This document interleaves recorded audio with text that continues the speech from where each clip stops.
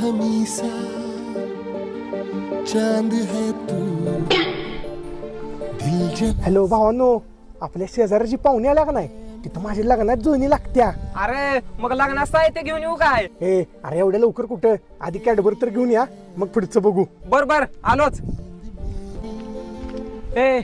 ही दर कॅडबरी दे जा तिला. अरे पण काही विषय होयाच नाही नव्ह का? काय होत नाही जा. मैं घड़ी इंतजार की अपना मिलना लिखा इसी बरस है ना.